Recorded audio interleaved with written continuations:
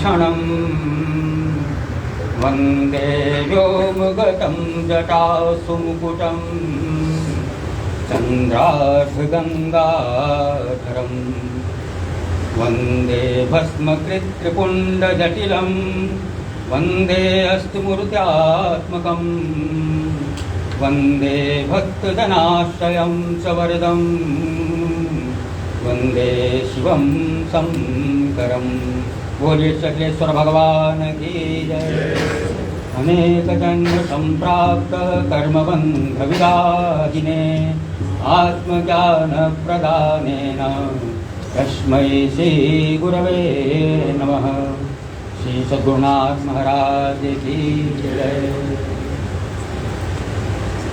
पूज्य स्वामी जी के श्रीमुख से हम सभी लोग सबरी माता का प्रसंग सुन रहे हैं। भगवान ने जो उनको उपदेश दिया नौधा भक्ति का, लेकिन इसके बाद भी अरण्य में बहुत कुछ बाकी रह जाता है। जंगल है ना, इसका अंतिम प्रसंग जो है वो नारद जी के साथ संवाद है भगवान का। वो प्रायः प्रवचनों में छूट जाता है। मैं पूज्य स्वामी जी से निवेदन करूँगा थोड़ा समय उस प्रसंग को जरूर देंगे, क्योंकि वहाँ भगवान अपने मुंह से कहते हैं, मुनि सुन साधुन के गुण जेते कहीं न सकहीं सारद श्रुति केते। इसके बाद नारद जी समझ गए कि भगवान हमारी ही प्रशंसा कर रहे हैं। उन्होंने कहा, कही सकन सारद शेष नारद सुनत पद पंकज गए। नारद जी ने भगवान का पैर पकड़ लिया और उसके बाद अपने लोक को गए। उनका प्रश्न ये था, भगवान ये बताइए, जब मैं विवाह करना चाह रहा था तो आपने मुझे क्यों रोका था, और संतों के लक्षण क्या हैं? यह अरण्यकांड में संतों का लक्षण ये बहुत ही गंभीर प्रसंग है। थोड़ा समय हम चाहेंगे स्वामी जी के श्रीमुख से, उसमें भी बहुत विनम्र निवेदन। हरिओम। तो आपने सुना ही दिया क्या?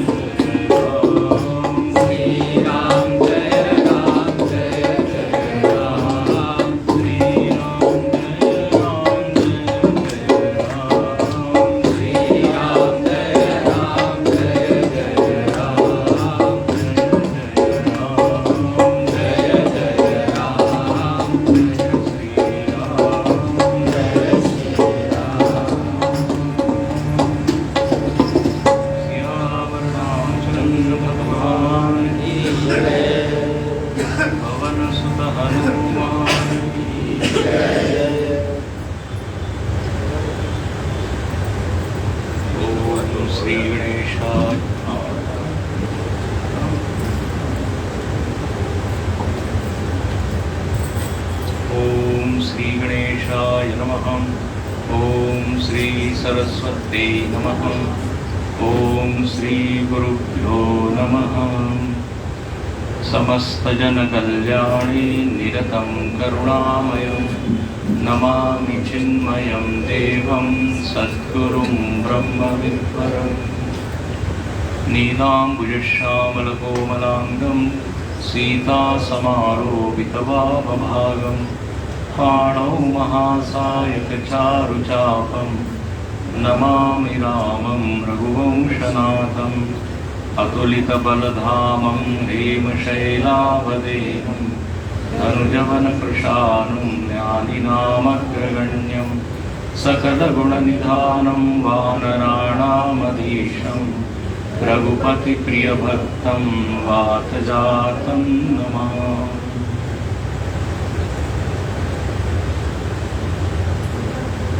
ताहि देई गति राम उदारा सबरी के आश्रम पहुधारा।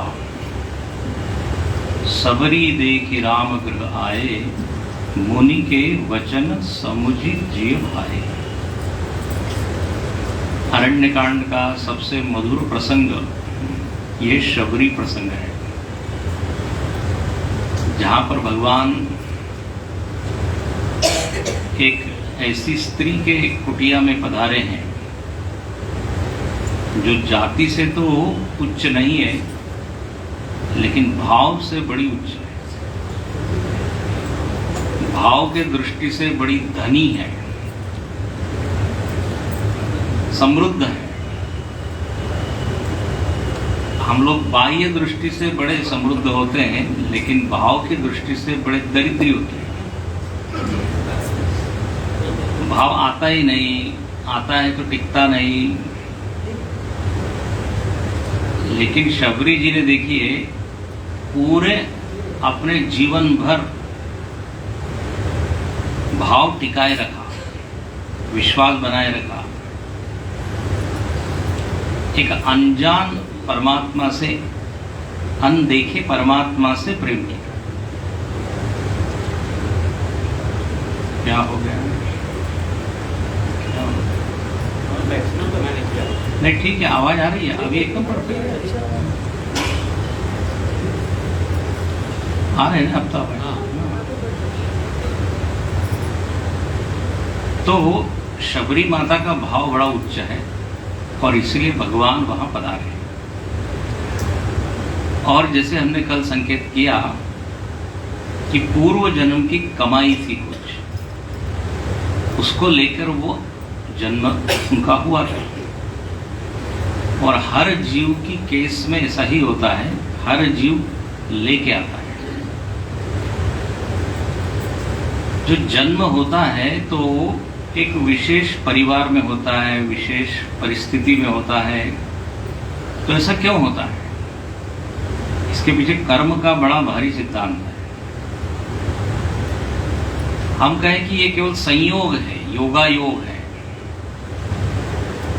इसलिए कोई अच्छे परिवार में पैदा हुआ, अच्छे गुणों से संपन्न हुआ, कोई के गुण नहीं है, ये एक बस हो गया। यदि ऐसा ही सब कुछ होने लगे कर्म का सिद्धांत, तब तो फिर बहुत ही गड़बड़ हो जाएगा। कुछ भी करोगे कुछ भी होगा। मिर्ची बोओगे, मिर्ची का बीज, फिर किसान इंतजार करेगा, देखते क्या आएगा इसमें, कहीं आम निकलेगा कि जामुन निकलेगा। विज्ञान को भी ये सिद्धांत मान्य है कि कर्म है तो फल है, फल है तो कर्म है। वेदांत में एक सिद्धांत है, अकृत अभ्यागम कृत विप्रनाश। अभ्यागम मतलब आया हुआ है, कोई चीज आई हुई है तो जरूर उसके पीछे कृत होगा। बिना किए कैसे आएगा कुछ? अकृत अभ्यागम, फल मिल रहा है, फल दिख रहा है, लेकिन बोले कारण इसका कुछ नहीं है। आम का फल लगा है, बोले बस ऐसे ही आ गया है, तो कोई कारण नहीं है। तो तर्क की दृष्टि से तो ये गलत है। अकृत अभ्यागम, और दूसरा होता है कृत विप्रनाश। कर्म किया हमने और हम कहे कि इसका कोई फल नहीं होगा, बोले ये भी गलत है। अभी बहुत बड़ा सिद्धांत है, इसके ऊपर खूब विचार होता है। बिना किए मिलता नहीं, और यदि मिला है तो कुछ किया है, किए। और गीता में इसमें बार बार भगवान इसका समर्थन करते हैं। मानस में भी बार बार गोस्वामी कहते हैं निज कृत कर्म, हाँ, कर्म प्रधान विश्व करी राखा, जो जस करे सो तस फल चाखा। बोए पेड़ बबूल का तो आम कहाँ से हो, जैसी करनी तू करे वैसी भरनी हो। तो शबरी जी यदि जन्म से ही भक्ति से संपन्न है तो अब ये अनुमान तो लगा ही सकते हैं कि भाई इसका कारण तो होना चाहिए। अकारण कोई चीज नहीं होती। एक ही परिवार में 2, 3, 4 बच्चे हैं और सबका स्वभाव अलग अलग होता है। हम कहें कि माता पिता ही कारण है, तो फिर सबका स्वभाव क्या होना चाहिए? एक जैसा होना चाहिए। लेकिन स्वभाव भेद है तो इसका मतलब संस्कार भेद है। संस्कार भेद है मतलब कर्म भेद है। यथा कर्म यथा सुतम, उपनिषदों ने तो खूब कहा है। तो शबरी जी उस भक्ति से उत्पन्न हुई है लेके, और उसको बढ़ाती है। ये भी एक देखने वाली बात होती है। कई बार कुछ गुणों को लेके आता है वो, लेकिन आगे उसका विकास नहीं करता। ऐसा होता है। अच्छी परिस्थिति है लेकिन अपना जीवन बिगाड़ लेता है। अनेक राजाओं के जीवन में ऐसा आता है, व्यसन इत्यादि में फंस गए, इतना धन इतना ये कि वो क्या करें उससे ये नहीं उनको सुना। इसलिए बुद्ध भगवान ने कहा है 4 प्रकार के लोग होते हैं। एक होते हैं अंधेरे से प्रकाश की ओर जाते हैं। अंधेरे से मतलब परिस्थिति विकट है, प्रतिकूल है, लेकिन उन्होंने अपने कर्म के द्वारा उसको सुधार लिया। अंधेरे से प्रकाश की। कोई है प्रकाश से अंधेरे की ओर, अंधकार की ओर। तीसरे हैं प्रकाश से प्रकाश की ओर, जैसे शबरी जी है। प्रकाश से अंतरंग स्थिति, बाह्य स्थिति तो ठीक है, प्रकाश से प्रकाश की। और चौथी क्या होगी? अंधकार से अंधकार। यही ना? 4 के आप मिश्रण कर लिए। तो यहां पर अत्यंत भक्ति से भरी हुई शबरी जी भगवान का दर्शन करती। और पहली चीज जो उनको याद आई वो क्या याद आई? गुरु के वचन समुझ जी। बोले आज गुरु जी ने जो कहा था वो सत्य हो गया,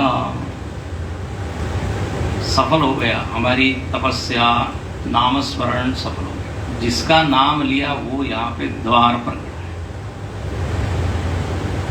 इतने वर्षों की प्रतीक्षा के बाद देखिए ये घटना घटी। और स्वाभाविक है वो इतनी भाव विभोर हो गई, नेत्र सजल हो गए, नेत्रों से अश्रुधारा बहने लगी और भगवान का दर्शन करती है। उनकी नजर किधर जाती है? तो कहते हैं सरसिज लोचन, सबसे पहले आंखों की ओर जाती है। हम देखिए सबसे पहले मिलते हैं तो किस ओर देखते हैं? आंख की ओर। उपनिषद ने कहा है कि जागृत अवस्था में जीव जो है वो आंख में रहता है। जब तक नजर से नजर नहीं मिलती तब तक लगता नहीं कि भेंट हुई, मुलाकात हुई। कोई किसी को पीठ की देख रहा है, बोले हाँ हो गई मुलाकात, संतोष नहीं हुआ नजर से नजर। अब इतने दिन से उनकी आंखें प्यासी थी। दर्शन दो भगवान नाथ मोरी अखिया प्यासी। आज वो प्यास बुझाती है। और सरसिज लोचन बाहु विशाला, उनके हाथों की ओर, भुजाओं की ओर नजर जाती है। विशाल भुजाएं। अब हर इसके एक एक अर्थ भी एक गहन अर्थ है, लेकिन समय अपने पास ही नहीं आता। विशाल भुजा मतलब जो बहुत उद्यमी है, बहुत कर्म करने वाले। भगवान राम 14 साल तक देखिए, और उसके पहले भी विश्वामित्र जी के सतत हाथ में धनुष लिए, सन्नद्धक कवची खड़गी चाप बाण धरो, बिल्कुल सन्नद्ध है, हमेशा तैयार है। कर्म का प्रतीक है बाहु विशाला, और जिनके हाथों में महान शक्ति, इसलिए महाबाहु। अर्जुन जब महाबाहु हो सकता है तो भगवान क्यों नहीं? बाहु विशाला, जटा मुकुट सिर उर बन माला। भगवान ने सिर पर जटा धारण की और मुकुट है, देखो जटा मुकुट, जटा का मुकुट। जटा जो है तपस्या, त्याग, वैराग्य का प्रतीक, और मुकुट जो है वो ऐश्वर्य का प्रतीक। भगवान मानो कि कह रहे हैं कि हमारे पास ऐश्वर्य भी है, हाँ, लेकिन अभी 14 वर्ष के लिए हम क्या बने हुए? जटाधारी, विरक्त, तपस्वी, जटा मुकुट, सिर उर वन माला। सिर पर तो जटा मुकुट है, गले में वनमाला है। संत लोग कहते हैं कि भगवान जंगल में भी रहते हैं तो ठीक ठाक रहते हैं, व्यवस्थित रहते हैं, सुंदरता से रहते हैं। ऐसे नहीं हम क्या दिन काटने हैं इसलिए जैसे तैसे रह रहे हैं, ऐसा नहीं है, सुंदर है। गुरुदेव ने एक जगह एक वाक्य लिखा कि unfortunately we have lost the love for perfection, ऐसा उन्होंने लिखा है। जो एक परफेक्शन के प्रति प्रेम होना चाहिए कि सब कुछ ठीक हो, व्यवस्थित हो, सुंदर हो। जब प्रमादी है, आलसी है, उसको क्या है जैसे। लेकिन भगवान कहते हैं यहाँ सुंदर बने हुए, वनमाला धारण की। इसलिए आगे भी लिखते हैं श्याम गौर सुंदर दो भाई। पूरा दर्शन किया शबरी का होता, और सबरी परी चरण लपट, चरण में गिर पड़ी, लिपट गई। और प्रेम मगन मुख वचन न आवा। प्रेम भाव इतना प्रगाढ़ हो गया, जो भाव उसको कहते हैं अनुभव। जब ना साहित्य में भाव बताते हैं, स्थायी भाव, संचारी भाव, अनुभव। चित्त पर जब वो प्रकट हो जाए भाव तो संचारी भाव, शरीर में आ जाए अनुभव। तो जो भक्ति भाव, ठीक है क्या, जो भक्ति भाव अव्यक्त था वो शरीर, वाणी, इंद्रियों के द्वारा अभिव्यक्त हो। हम लोग के मन में भी होता है ना, जो भाव है वो इंद्रियों से व्यक्त होता है। सबसे ज्यादा तो क्रोध, आंखों को देखकर समझ जाते हैं नाराज है। फिर आंखें जो है इसी लालची आंखें भी दिखती है ना, आंख में क्या है, लोभ दिखता है। मिठाई इत्यादि देखें दिख जाए, फिर जिह्वा पे रस आ जाता है। ये सब क्या है? अभिव्यक्ति भाव।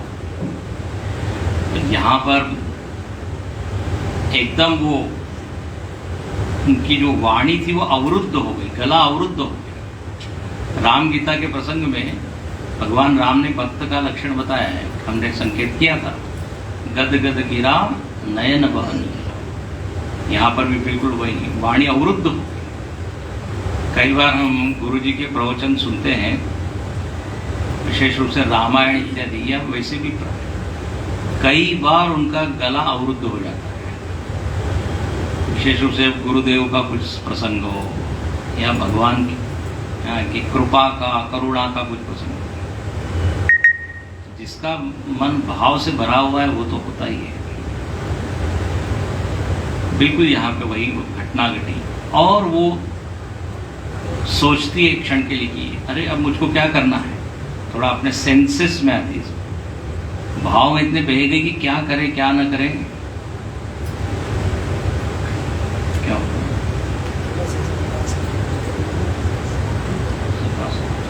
अभी अच्छा ठीक, आवाज ठीक है एकदम। तो सादर क्या करना चाहिए? तो बोले सादर जल ले चरण पखारे। शबरी माता ने वैसे तो तैयारी रोज ही करती थी, वो आज भी तैयार करके रखी। पाद प्रक्षालन, चरण पखारे, और फिर आसन दिया। जैसे हम लोग पूजा करते हैं, पाद्यम अर्घ्यम आसनम, कहते हैं यथा देहे तथा देवे, और यथा देवे तथा गुरो, ये नियम है। बोले जैसे हम देह की पूजा करते हैं, यथा देहे तथा देवे, थोड़ा सू इसमें आवाज आ रहा है हल्का सा, ठीक है? आपको तो नहीं आ रहा है? आ रहा है। हाँ आ रहा है। तो यथा देहे, तो हम अपने शरीर को स्नान कराते हैं, सजाते हैं मृत्ता द्वारा। पूजा का यही सिद्धांत है। तो यहाँ पर आसन बैठा है, और उसके बाद कंदमूल फल सुरसती प्रिय नाम कहुआनी, प्रेम सहित प्रभु खाए बारंबार बखाने, सियावर रामचंद्र की जय, पवन सुत हनुमान की जय, उमापति महादेव की जय, बोलो भाई सब संतन की जय। अब ये सबसे प्रसिद्ध घटना, शबरी जी ने क्या खिलाया भगवान को? तो यहां लिखते हैं कंद मूल फल, और गोस्वामी जी यहाँ एक विशेषण देते हैं कि कंद मूल फल सुरस अति, बड़े रसीले, बड़े मधुर, बड़े मीठे, ये उन्होंने भगवान के लिए अर्पित किए। खा लीजिए, ग्रहण कीजिए। अच्छा, भगवान ने भी प्रेम सहित प्रभु खाए, बहुत प्रेम से खाए। अरे वाह कितना सुंदर है, क्या बढ़िया स्वाद है। प्रेम से इसलिए खाए क्योंकि प्रेम से दिए थे, है कि नहीं? बारंबार बखान, बार बार वर्णन करते, वाह ऐसे रसीले फल कभी खाए नहीं, ऐसे मीठे फल खाए। ऐसा कहते हैं जब वो अयोध्या में गए, राम राज्य जो स्थापित हुआ, तो रावण को मार के अयोध्या में जब पहुंच गए, तो अनेक लोग उनको बुलाते थे भिक्षा पे, फल भी फिर देते थे। भगवान खाते तो थे, लेकिन याद आती थी उनको शबरी के फल। मतलब वो जो रस है, वो जो स्वाद है, वो कुछ और ही था। आज तक वो क्या है, मुख में है या मन में है। यहां पर बारंबार। अब प्रायः तो कथा यही है, मतलब सर्व सामान्य रूप से जनता में, समाज में क्या कि झूठे फल शबरी के, झूठे बेर, फल भी बेर। अब ऐसा यहां तो लिख दिया सुरस आती, बड़े मीठे थे और सीधे दिए। अब देखो ये दोनों ही बातों में भक्ति है। यदि यहां गोस्वामी जी लिखते हैं कि प्रेम से उन्होंने मीठे फल दिए, तो शबरी जी ने क्या है, पहले से ही चुन लिए थे, क्योंकि वो तो जंगल में रहने वाली, कौन से पेड़ के फल मीठे हैं उनको मालूम है। तो उन्होंने जानबूझ के चुन के कि उनको कोई खट्टा न लगे, ऐसे उन्होंने फल दिए। तो इसमें भक्ति ही है। और दूसरा, यदि वो जो मानते हैं कि झूठे फल, बोले वो भी ठीक है कि हमारे भगवान को, भगवान के मुख का स्वाद न बिगड़े। देखिए भक्ति में सब चलता है, दोनों तरीके से आप उसको भक्ति का ही, क्या भक्ति की अभिव्यक्ति ही मानिए। लेकिन हमने यार, हम चाहे तो बोल सकते थे कि झूठे फल खिलाए, लेकिन यहाँ जो लिखा है वो हम पढ़ रहे हैं। सुरसा अति, सबसे ऊंची प्रेम सगाई, कहते हैं झूठे फल सबरी के खाए, साग विदुर घर खाए। तो फल दिए, अच्छा, भगवान ने स्वीकार किए। भगवान ने गीता में कहा है कि आप जो भी कुछ दीजिए उसमें फल भी है, पत्रम पुष्पम फलम तोयम। लेकिन बोले भक्ति पूर्वक दीजिए बस। हम वस्तु को नहीं देखते, आपके मन में कितनी प्रीति है, मन में कितनी श्रद्धा है, मन में कितना देने का भाव है। ये जो 4 चीजों के नाम लिए हैं, पत्र पुष्प फलम तोयम, ये क्या है? बोले ये इसलिए बोला है कि एक सामान्य व्यक्ति के घर में भी ये 4 चीजों में से 4 में से एक मिल जाएगा। भगवान को ऐसा नहीं कहते 2 किलो पेड़ा, 3 किलो गुलाब जामुन, पत्र पुष्पम फलम। शुरुआत करते फल से, यदि फल आपके घर में हो तो फल दे दीजिए। प्राय लोगों के आंगन में कोई फल होते ही थे, केला है या क्या जामुन है या अमरूद है, फल तो होता है। नहीं बोले हम तो 10वीं मंजिल पे रहते हैं, फल तो नहीं है हमारे, फ्रीज में होंगे, खरीद के लाए, चलो वो दे दीजिए। फलम नहीं है, क्यों? बोले आज उपवास का सब खा गए हम। फलम नहीं है तो चलो पत्रम, पत्ता, पत्रम। पत्ता भी नहीं है तो फिर क्या? तोयम, उसके पहले पुष्पम भी है, फूल तो मिल ही जाएगा। फूल भी नहीं है, पानी तो मिलेगा। तो जो बिल्कुल उपलब्ध चीज है, सुलभ सबके लिए, पत्रम पुष्पम फलम तोयम यो में भक्त्या, बस ये सबसे बस। गुरुदेव बड़ी मजाक करते थे, गुरुदेव का कुछ अलग ही होता। बोले भगवान सब स्वीकार करते हैं। पत्रम मतलब वो कहते हैं, पत्र मतलब पेपर, और पेपर मतलब चेक, चेक भी स्वीकार करते हैं।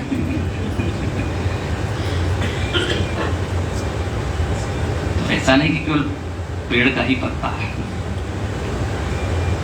यहां पर इस तरह शबरी ने भगवान को सब अर्पित किया, भगवान ने प्रेम से खाया। अच्छा, मानस के जो बहुत ही बारीकी से अध्ययन करने वाले लोग हैं, देखो एक एक शब्द पे अभ्यास करते हैं। वो कहते हैं आप दूसरी जगह देखिए, भगवान जहां भी गए हैं वहां फल खाया, कंदमूल छोड़ दिया, कहीं मूल खाया, कंदफल छोड़ दिया, लेकिन यहाँ कंदमल मूल फल सब खाए। इतनी बारीकी से लोग पढ़ते हैं, क्योंकि भगवान इनकी भाव को जानते हैं। अच्छा, अब जब नैवेद्य भी हो गया, अब राजोपचार, स्तुति करती है। क्या स्तुति करती है देखिए। पानी जोरी आगे भई ठाड़ी, प्रभु ही पिलो की प्रीति अति बाड़ी, केहि विधिया स्तुति करो तुम्हारी, अधम जाति में जड़मति भारी, अधम ते अधम अधम अति नारी, दीनम मैं मति मंद भखारी, कह रघुपति सुनु भामिनी बाता, मानव एक भगति करनाता।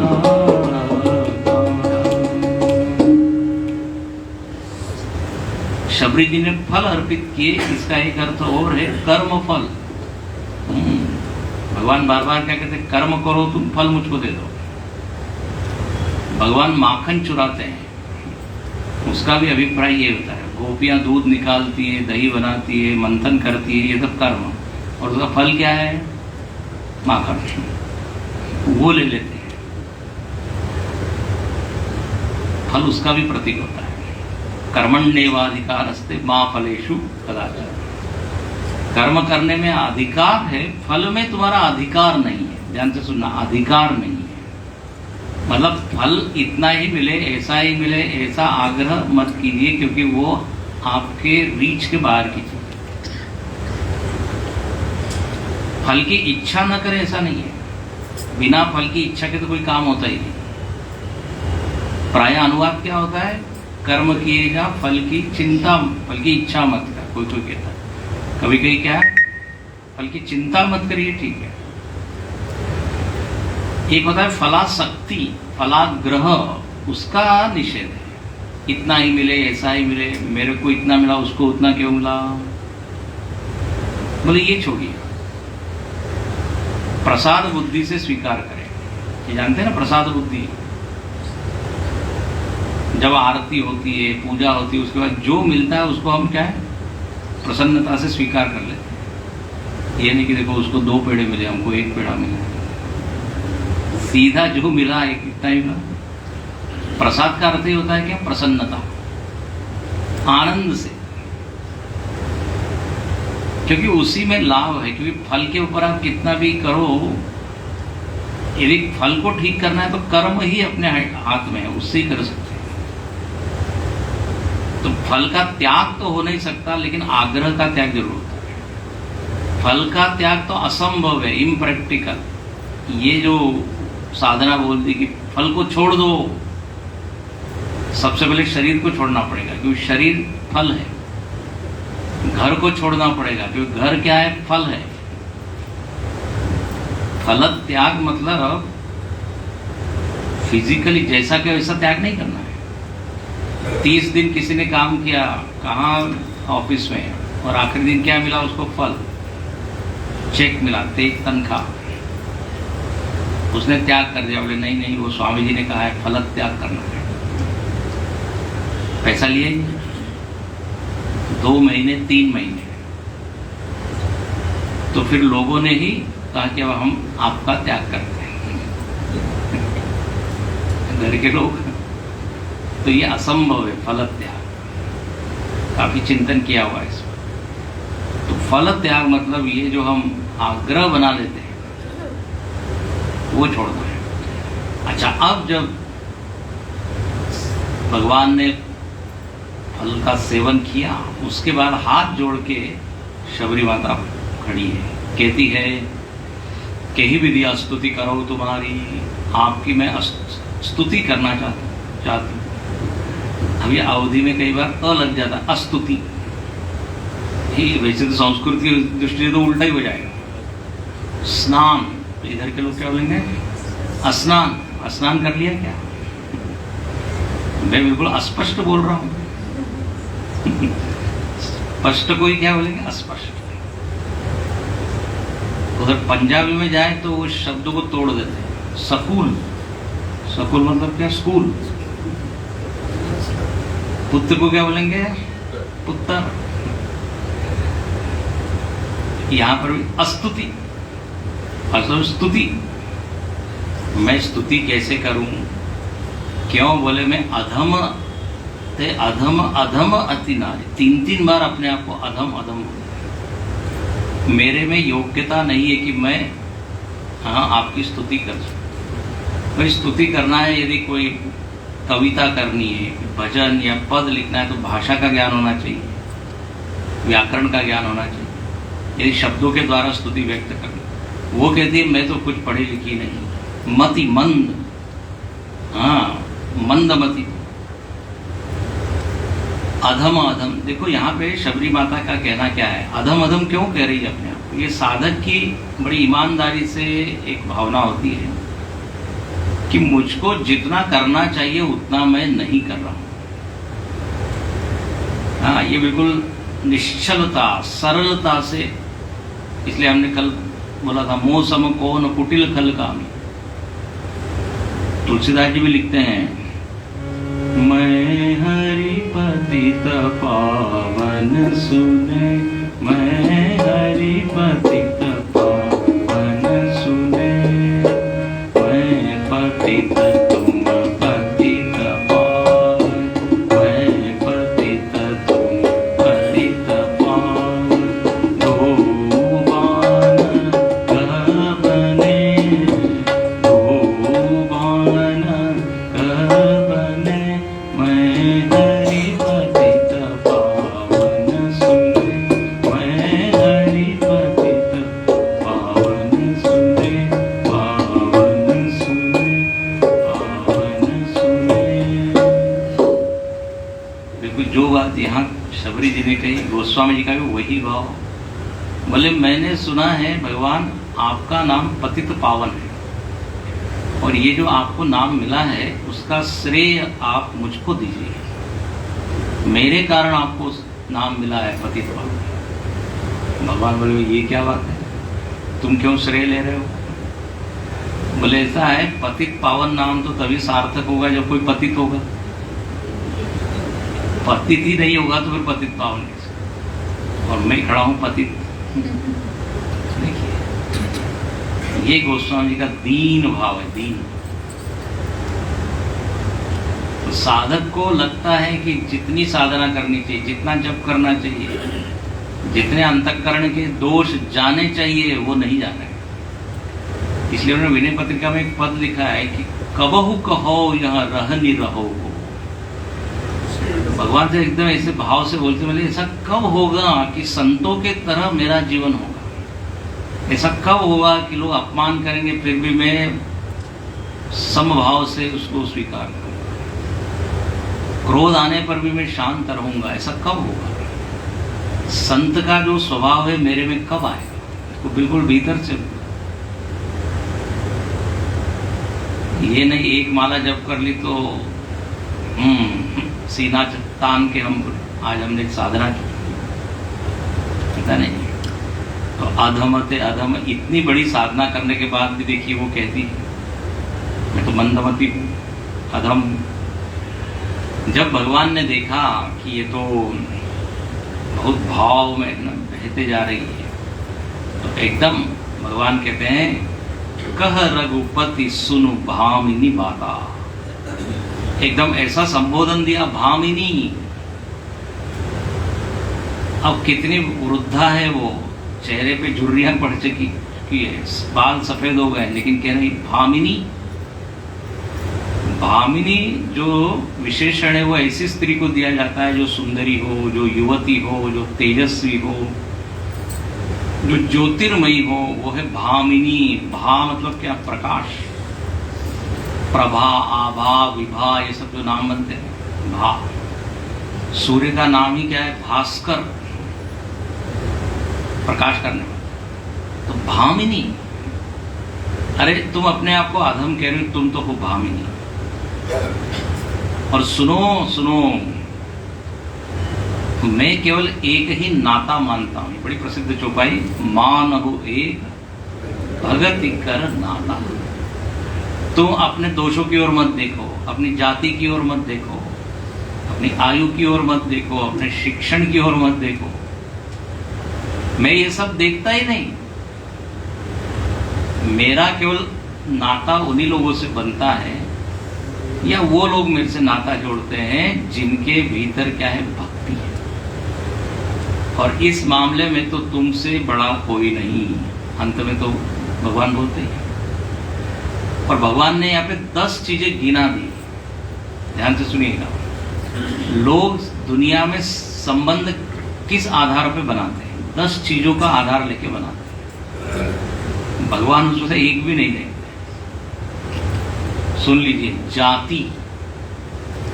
सबसे पहले हम क्या देखते हैं? जाति। हमारी जाति का क्या संबंध बनाते हैं? जाति। दूसरा होता है पाति। पाति मतलब पंक्ति। पंक्ति मतलब अंग्रेजी में इसको बोल सकते हैं स्टेटस। हाँ, हमारे इतने धनी है क्या? हमारे इतने विकसित है क्या? तो हम जिस लेवल के हैं उस लेवल के। हाँ, क्या बोलते हैं? स्तर, स्तर, स्टेटस, स्तर। जाति, पाति, कुल। कुल देखते हैं,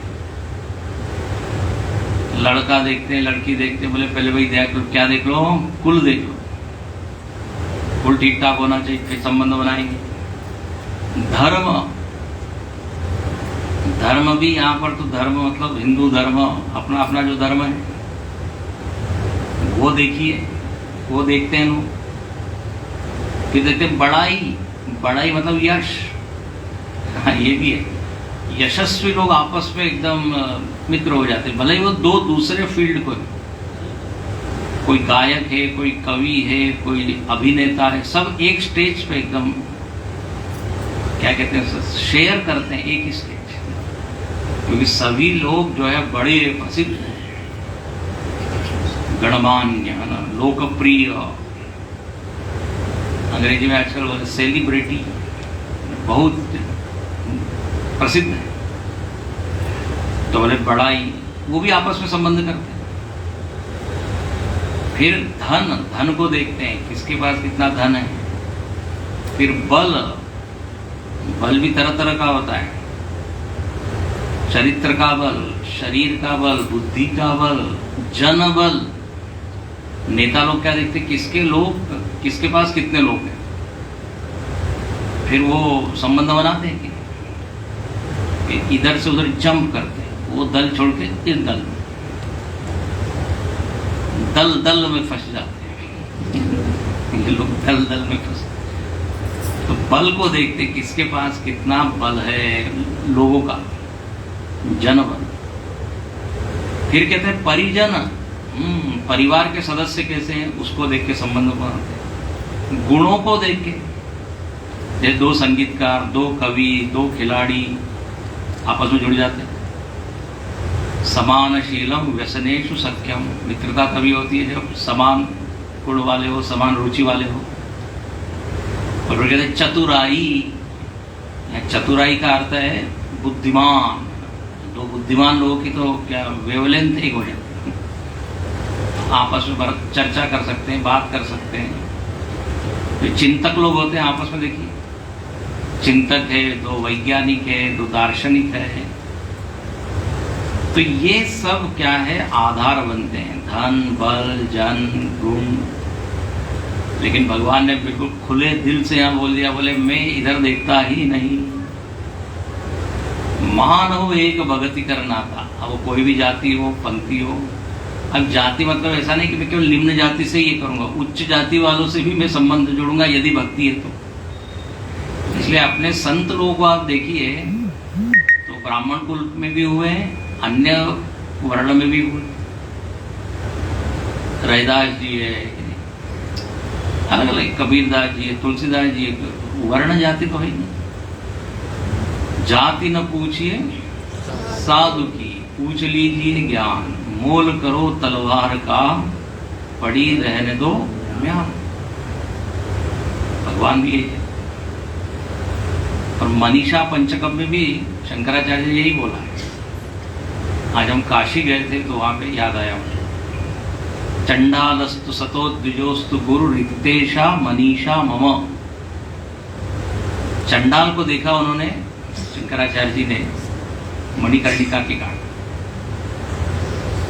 और वो स्नान करके आ रहे थे, तो उसी रास्ते से चंडाल आया। एकदम नेचुरल, एकदम स्वाभाविक रूप से होता है, कोई स्वच्छ, हम स्नान इत्यादि करके जा रहे हैं और ऐसा कोई व्यक्ति दिख जाए तो एकदम निकलता है, अरे जरा दूर गच्छ गच्छ, उन्होंने ऐसा बोला। तब वो चंडाल बोलता है कौन किससे दूर जाए, शरीर से शरीर को दूर हटाए कि आत्मा से आत्मा। ये सुन के आश्चर्य व्यक्त है, ये कौन है, जो एकदम आत्मज्ञान है।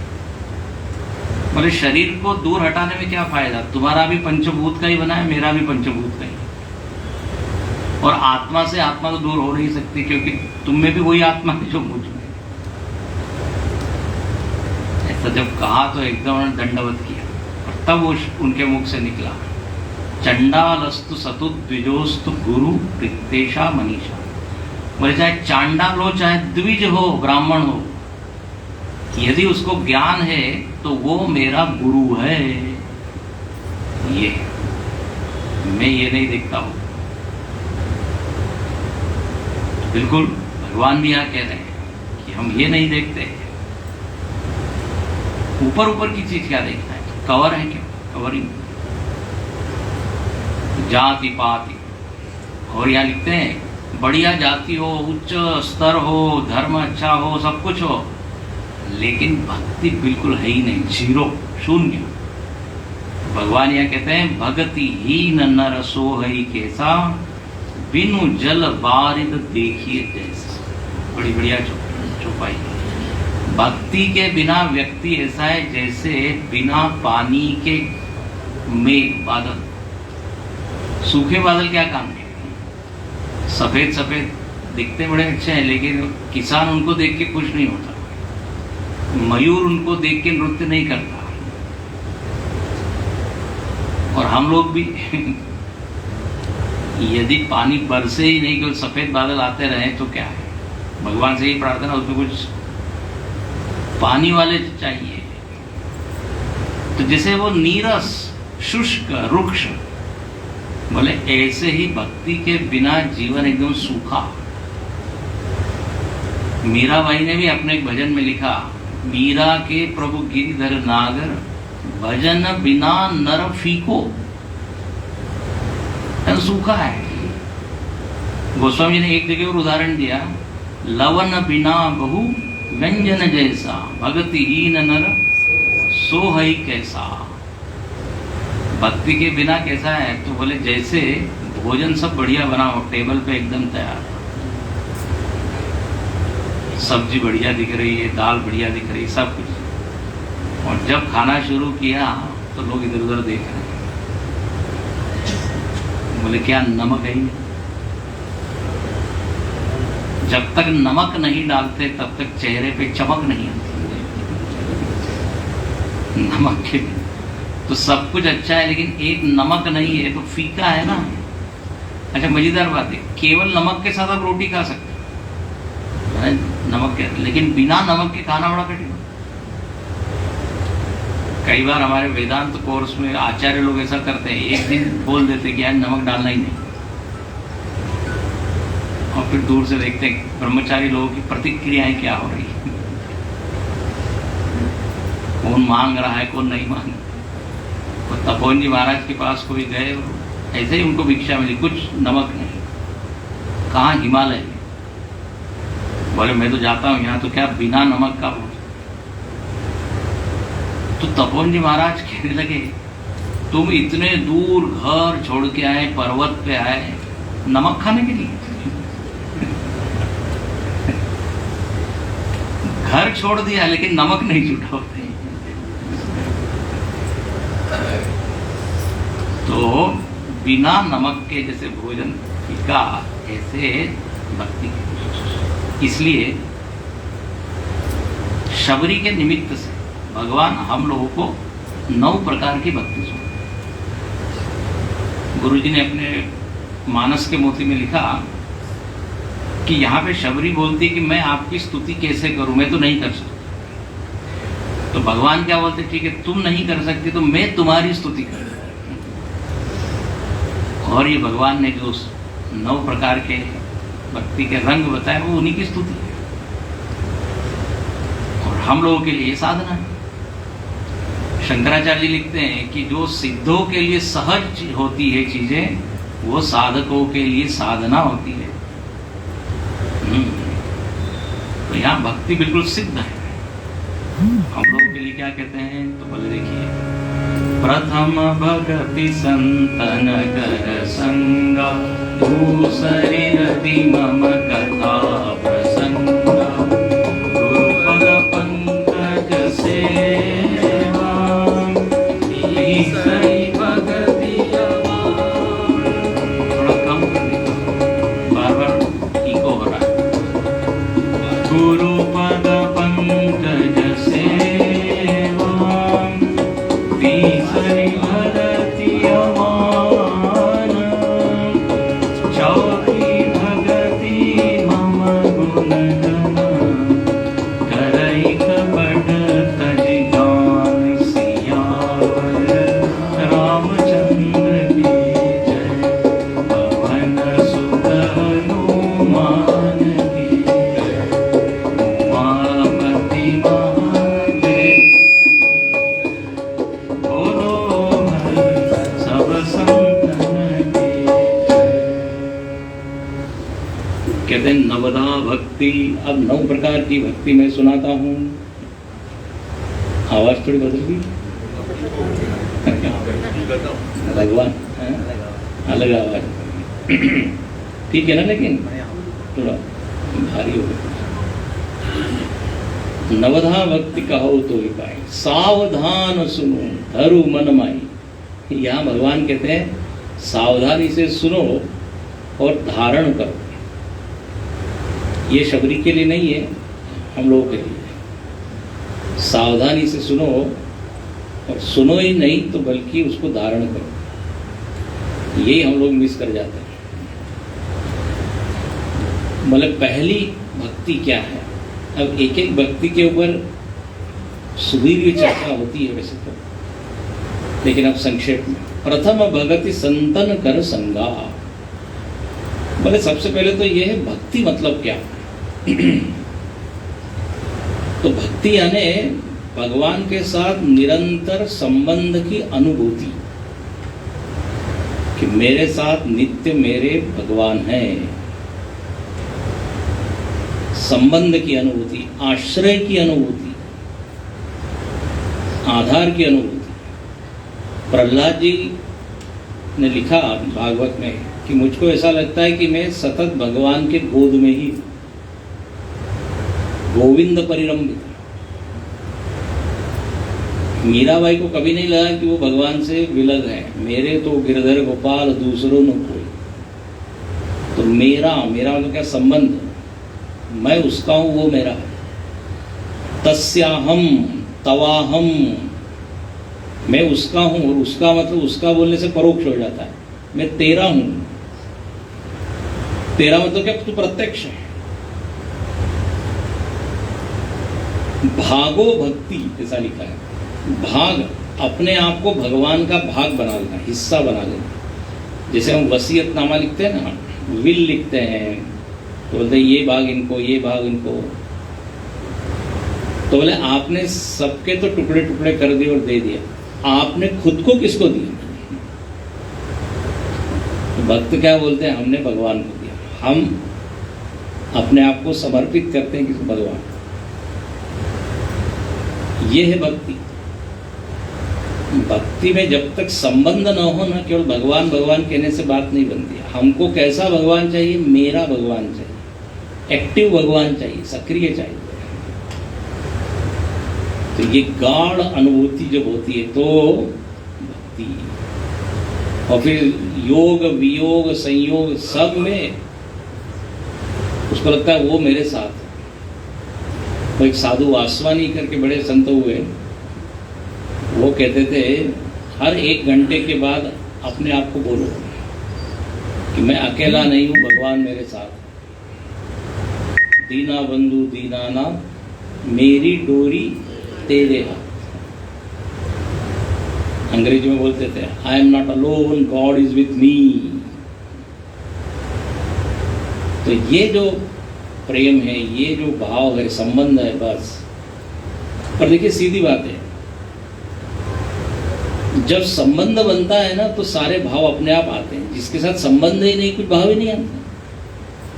गुरु जी हमेशा उदाहरण देते हैं, आप स्टेशन पे जाते हो, उतरते हो, हजारों लोग हैं, लेकिन आप अकेले फील करते हो, महसूस करते हो अकेले, क्योंकि किसी के साथ भी वहां संबंध नहीं, कोई मन में कुछ भाव नहीं आता। लेकिन उसी भीड़ में हमारा कोई मित्र दिख जाए तो देखो एकदम गले मिल रहा है, एकदम प्रसन्न हो रहा है।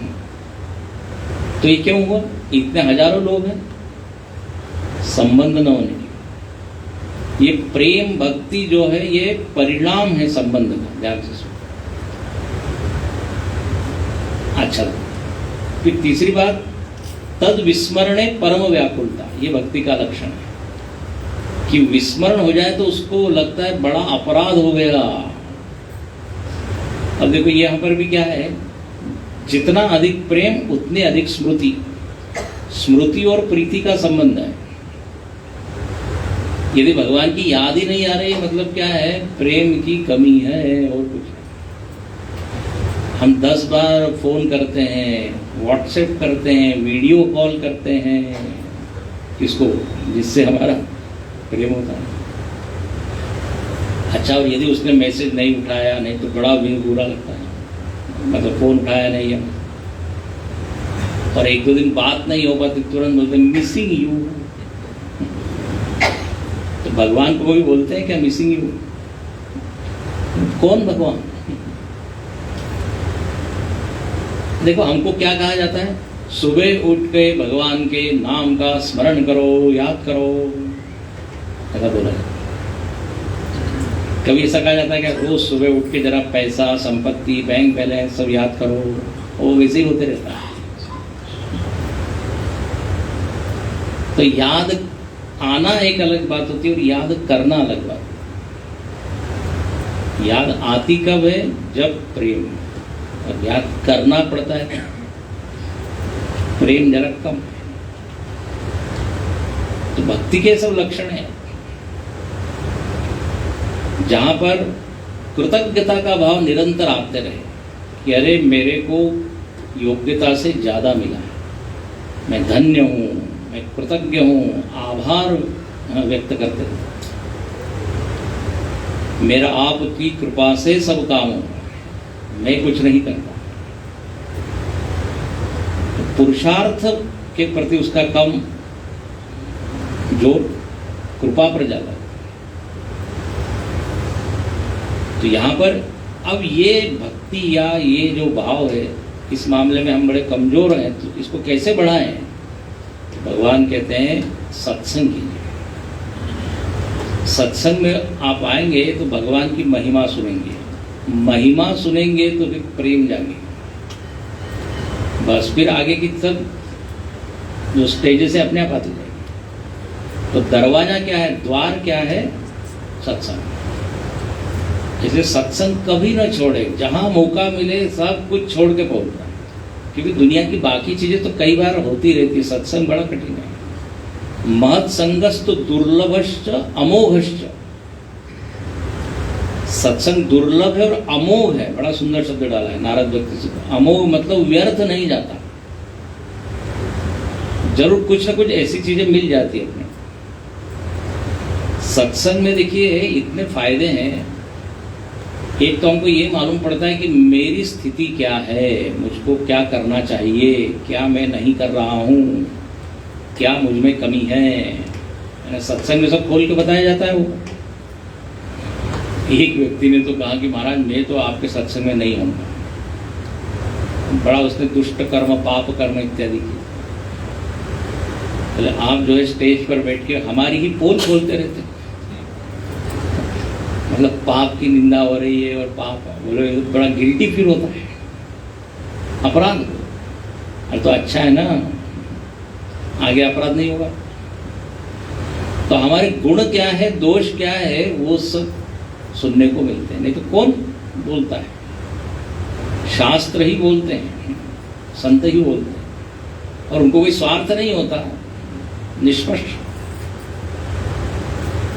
फिर दूसरी बात, भगवान की एक छवि बनती जाती। जितना जितना आप सुनते जाओ तो भगवान के कितने आयाम हैं, उनका रूप कैसा है, गुण कैसा है, लीला क्या है। हाँ, दीर्घ काल तक जब हम सत्संग करते हैं तो एक भगवान मतलब क्या है, जो कॉन्सेप्ट भगवान की धारणा क्या है, वो समझ में आता। तो इसलिए बिनु सत्संग विवेक नहीं, विवेक सत्संग के बिना नहीं। अच्छा, और हरी चर्चा बिना सत्संग की कहीं होती नहीं, कहीं पान के दुकान पे तो नहीं होती, बाजार में तो नहीं होती। बिनु सत्संग न हरि कथा, तहे बिनु मोह न भाव। मोह गए बिनु राम पद, होय न दृढ़ अनुराग। ये बिना संग हरि कथा नहीं। अब बोले संत मिलते ही नहीं है तो बोले पुण्य करो, पुण्य पुंज बिनु मिला ही नहीं संत। सबके उत्तर दिए हुए हैं। अच्छा, यदि सत्संग मिल रहा है तो अपनी पीठ आप थपथपाइए, बोले बिनु हरि कृपा मिला ही नहीं। जरूर भगवान की कृपा है। हम लोग प्राय कृपा को कैसे नापते हैं? बहुत धन संपत्ति मिल गया, अरे कृपा हो गई, प्रमोशन हो गया, कृपा हो गई, लॉटरी खुल गई, कृपा हो गई। कृपा को हम तोलते इन वस्तुओं से ही। लेकिन असली लक्षण क्या है? बोले सत्संग मिले तो ये बड़ी कृपा समझिए। कितनी रेयर है, कितनी दुर्लभ है, कितने कम लोगों को ही मिलता है। देखिए अब ये जो सत्संग की सूचना कितने लोगों ने देखी होगी या सुनी होगी, लेकिन आए कितने? भगवान ने चुन चुन के लाया अरे वाह, मतलब भगवान की नजर अपने ऊपर है, जरूर है। तो बिनु हरि कृपा मिला ही नहीं। इसलिए सत्संग तो करते ही रहना चाहिए, मौका मिलते। सत्संग के ऊपर ही घंटों सत्संग होता है। भज गोविंदम में लिख दिया सत्संगत्वे निसंगत्वम, सत्संग करते हैं। देखिए मजेदार बात है, संग करने से संग बढ़ता है ना, सामान्य संग करने से संग बढ़ता है, लेकिन यहाँ उल्टा है, सत्संग करेंगे तो संग कम होगा। सत्संगत्वे निसंगत्व, संत का संग करने से जगत का जो संग है वो कम कम कम। फिर आगे आगे उन्होंने एक श्लोक में मुक्ति तक बता दिया। सत्संग कहाँ ले जाता है? मुक्ति तक। सत्संगत्वे निसंगत्व, निसंगत्वे निर्मोहत्व, निर्मोहत्वे निश्चलतत्व, निश्चलतत्वे जीवन। तो बड़ी बढ़िया चीज, इसलिए यहीं से प्रारंभ करते हैं। प्रथम भगति संतन कर। अच्छा, जब सत्संग करने लगते हैं, जैसे मैंने कहा, भगवान के प्रति भाव आने लगता है, जो हमारा रूखापन सूखापन जरा कटता है। बोले नहीं नहीं, एक चीज है, ट्राई तो करके देखें जरा भक्ति। गुरुदेव हमेशा कहते थे, बोले आप एकदम रिजेक्ट मत करो, पहले प्रयत्न करो, परीक्षण करो, फिर यदि कुछ नहीं मिलता तो छोड़ दो। जो साधना की बात है, एकदम अरे ये तो सब बेकार है, ये तो निरर्थक है, ये तो पुरानी बात है, ऐसा नहीं। किया है क्या आपने? पूजा वगैरह सब आडम्बर करके देखिए क्या। जब पहले क्या होगा, राम राम करने से कितनी बार किया? तो पहले परीक्षण करो, फिर यस। तो इसलिए भगवान को एकदम मना मत करो, पहले सुनो तो सही क्या कहा है भगवान के बारे में, या आत्मा के बारे में, जगत के बारे में। ये सत्संग से ही सब ज्ञान होता है। अच्छा, फिर कहते दूसरी रति। फिर अब भगवान तो मधुर है ही, तो स्वाभाविक रूप से रति बढ़ेगी, यदि ठीक से श्रवण हुआ हो तो। रमण मतलब उसकी इच्छा होती है और सुना जाए। हाँ, रामायण सुना, भागवत क्या है जरा वो देखिए, गीता क्या है ये देखो। ऐसे ही तो होता है कि नहीं, संस्था में ऐसे ही लोग पढ़ते हैं। तो रमण रति, आत्मरमण, वेदांत में क्या कहते हैं? आत्मरमण होने लगता है, आत्मा में रमता है। अंग्रेजी में एक वाक्य बोलते हैं, एंजॉय योर सेल्फ। ये वास्तव में ज्ञानी ही करता है, वो स्वयं में ही वो रमता है। आत्मरति, आत्मक्रीड़ा, आत्मक्रीड़ा, आत्मरति। उपनिषद की एक श्रुति है, स्वयं में ही खेलता है, स्वयं में ही रमता है। मुझे मेरी मस्ती कहाँ लेके आई, जहां मेरे अपने सिवा कुछ नहीं। स्वामी राम तीर्थ थोड़े फक्कड़ संत जैसा बोल चुके। तो रमण भक्ति की दृष्टि से भगवान की लीला में आनंद आने लगता है। उसके कान जो है प्यासे हो जाते हैं, बोले और चाहिए और चाहिए। जैसे व्यसन होता है ना व्यक्ति को, व्यसन, ये व्यसन हो जाए तो सबसे बढ़िया सत्संग का व्यसन। सत्संग रसिक, जैसे जो गाने वाले होते हैं, संगीत के रसिक होते हैं, वो कहाँ कहाँ महफिल सुनने चले जाते हैं, रात रात भर बैठते। रस आने पे सब होता है। अच्छा, अब क्या हुआ, देखो ये जो 9 प्रकार की भक्ति बताई है, इसमें आप क्रम भी देख सकते हैं, कैसे कैसे क्रम विकसित हो रहा है। यह स्वतंत्र भी हो सकती है, 9 प्रकार की स्वतंत्र भक्ति। अब जैसे परीक्षित महाराज ने क्या केवल सत्संग किया, अर्जुन ने सत्संग किया, तो ये एक एक भी अपने आप में पूर्ण है और क्रम भी है। यहाँ पे सत्संग किया तो प्रेम बढ़ा। अब वो जो साधक है वो कहता है मुझको कोई तो भी गुरु चाहिए, क्योंकि अनेक प्रश्न आ रहे हैं और मुझको इस विषय के बारे में मतलब और अधिक जानना है। तो अब मुझको कोई ना कोई एक मार्गदर्शक, गुरु, शिक्षक वो चाहिए। तो देखो इतने संतों का उसने संग किया, सत्संग का परिणाम ये हुआ कि गुरु के प्राप्ति की इच्छा जागी। संत और गुरु में फर्क रहता है। संत सबके होते हैं, गुरु मेरे होते हैं। संतों में क्या होता है, हम सबका सुनते हैं, और यदि उन्होंने कुछ आदेश दिया तो मानते हैं, नहीं मानते हैं। लेकिन यदि गुरु जी ने बोला है तब तो देयर इज नो चॉइस, मानना ही है। यदि कुछ अटपट लगे तो हम चर्चा कर लेते हैं। तो अनेक संतों में से एक संत को चुन लेना कि हम इसके शासन में रहेंगे, इसको क्या बोलते हैं? गुरुपसक्ति, गुरु की प्राप्ति। इसे तीसरी भक्ति क्या लिखते हैं? गुरुपद पंकज सेवा तीसरी भगति अमान। गुरु की प्राप्ति होती है और प्राप्ति के बाद वो जो सेवा कर रहा है ना, बस ये भक्ति। अच्छा, यहाँ पे गोस्वामी जी ने बड़ी सावधानी से एक शब्द डाला है, तीसरी भगति अमान। अमान मतलब मान का अभाव, मान रहितों की सेवा करना। असली सेवा बनती तभी है जब मान जाता है, नहीं तो कई बार बड़ी दुर्घटना घटती। मैं बड़ा सेवक, मैं बड़ा भगत। मजेदार बात होती है, सेवा करने के लिए हम आए, अभिमान छोड़ने के लिए, सब कुछ छोड़ा और अभिमान छोड़ने के लिए हम आए। यहाँ नया ही अभिमान आ जाता है, मेरे से बड़ा कौन सेवक? सेवक का अभिमान, सेवा का अभिमान। ये बड़ी फिसलन भरी सड़क है। सावधानी नहीं रहे तो सावधानी हटी, दुर्घटना घटी। सेवा करते करते कहीं न कहीं ये भाव आया था कि मैंने, हम लोग बड़ा देखते थे गुरुदेव के समय में, गुरु जी बड़ा सुनाते, मैं जो कहूँगा गुरुदेव को, हाँ गुरुदेव को वैसा ही करना चाहिए। ये भी हो जाता है, सेवक का आग्रह हो जाता है।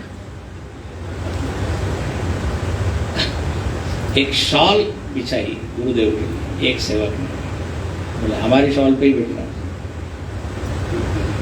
दूसरी जो सेविका थी उसने देखा ये कैसे आ,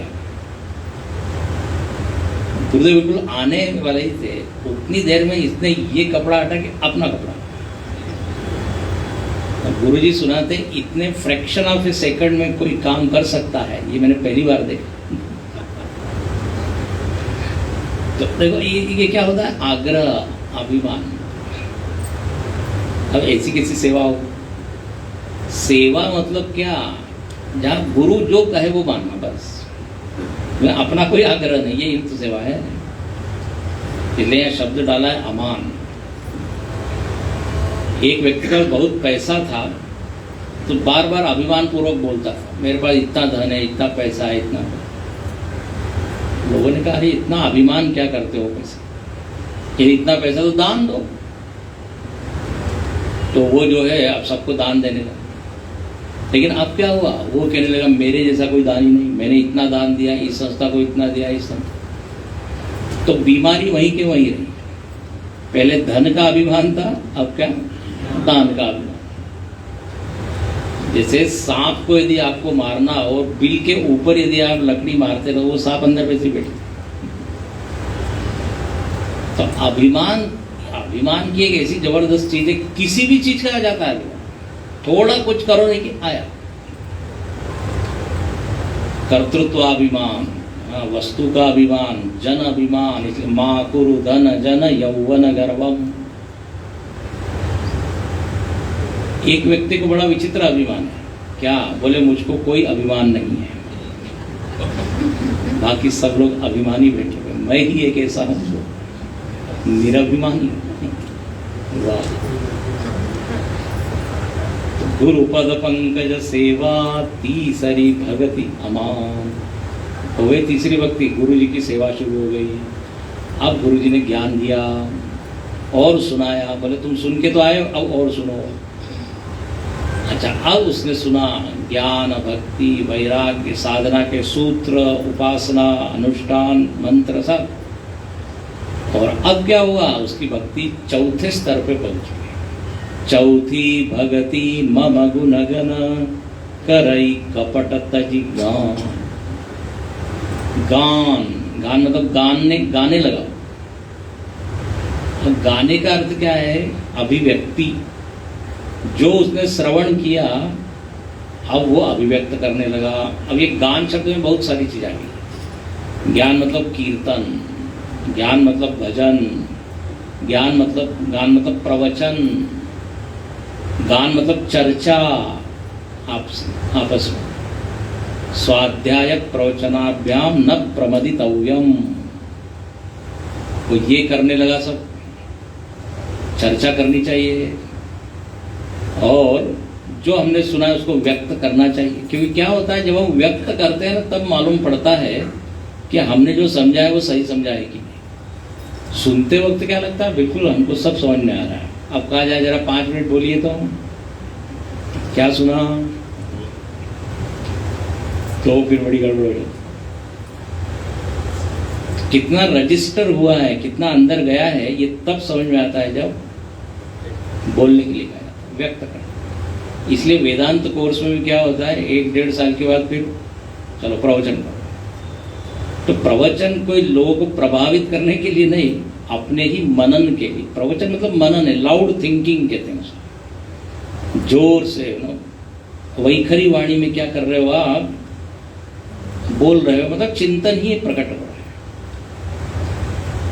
इसलिए कभी भी प्रवचन केवल प्रचार के लिए या केवल प्रभावित करने के लिए नहीं किया जाता। किसके लिए, बोले इसके निमित्त से हमारा मनन ये। तो चौथी भगति मम गुण, गुणों का गान करना, तो भगवान की कथा, भगवान के गुण, चरित्र। और फिर यहां पर भी एक सावधानी है, करई कपट तजी गान, कपट छोड़ के। कपट मतलब क्या होता है, अन्यथा प्रदर्शन, अन्यथा जैसे हम है वैसा न बोलना या न प्रकट करना। मतलब बोल तो रहे कुछ और आचरण में बिल्कुल वो नहीं है, ये कपट हो गया। या जो बोल रहे हैं उसके ऊपर विश्वास है ही नहीं, ये भी कपट है। हाँ, जिस पे विश्वास है वो यदि बोला जाए तो वो ईमानदारी। काफी चीजें हैं इसमें। तरई कपट तजिया, छल कपट के बिना जो हम भजन कीर्तन प्रवचन करते हैं, बोले ये चौथी भक्ति होगी।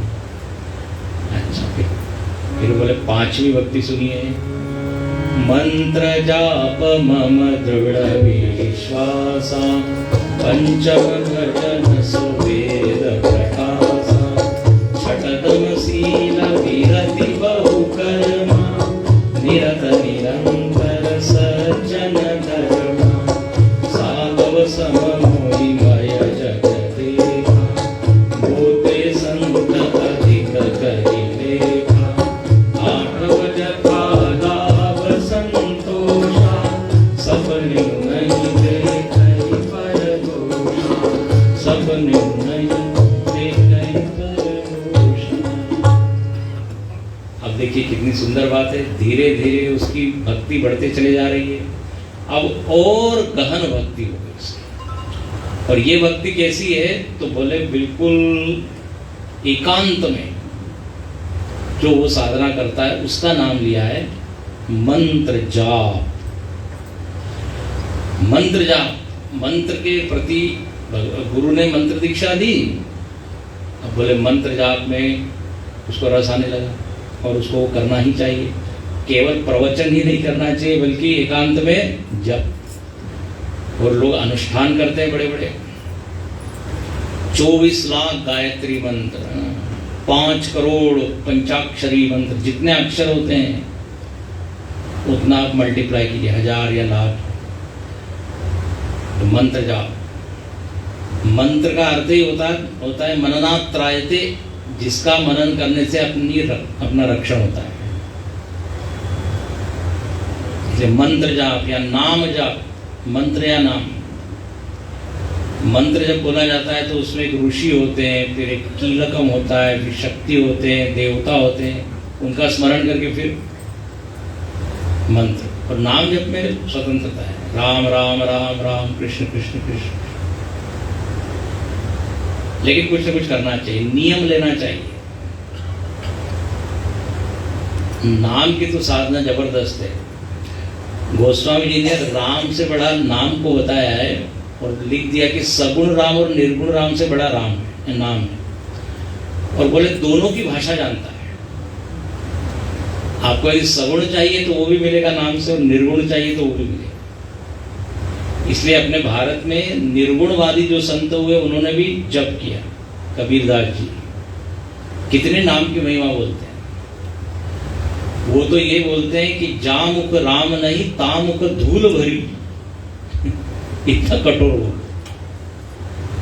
भजो रे भैया राम गोविंद, निर्गुणवादी है।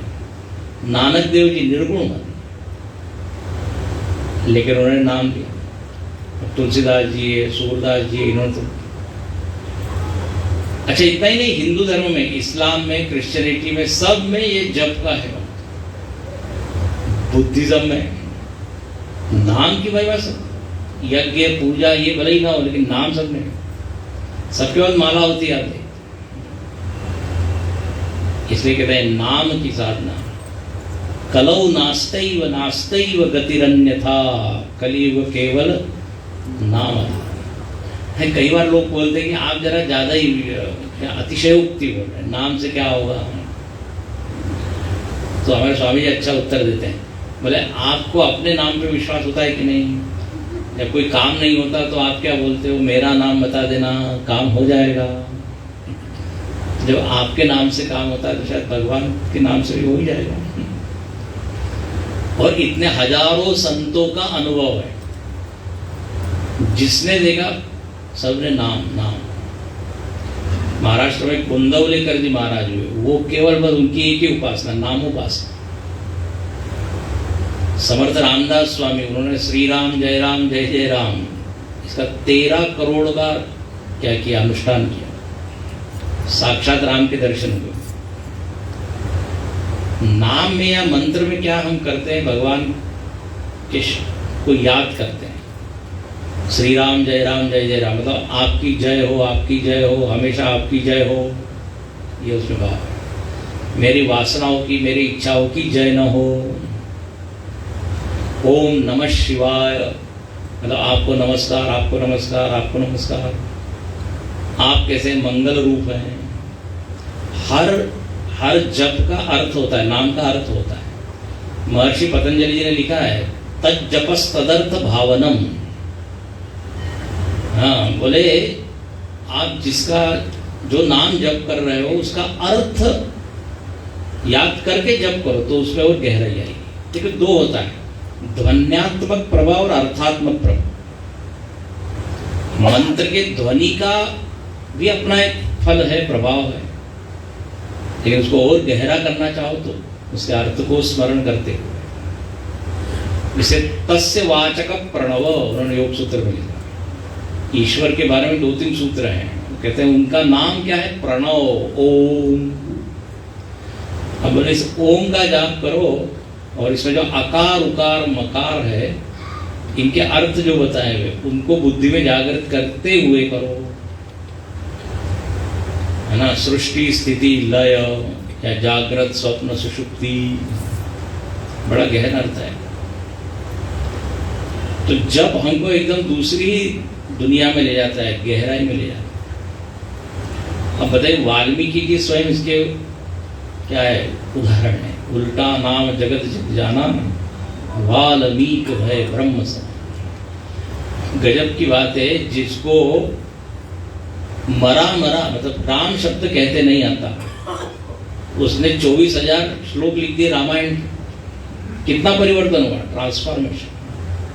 किसके बल से, नाम। गोस्वामी जी ने इतने उदाहरण दिए हैं पहले कि नाम की महिमा कितनी है। ध्रुव सगलानि जप्यो नाम हरि नाम। ध्रुव है, प्रहलाद है, नारद, घट जोनी, है ना, अगस्त्य ऋषि, एक के बाद एक प्रमाण दिए हैं। तो ऐसी ये मंत्र जाप। अपने गुरुदेव को भी हम देखते थे तो एक छोटी माला रखते थे।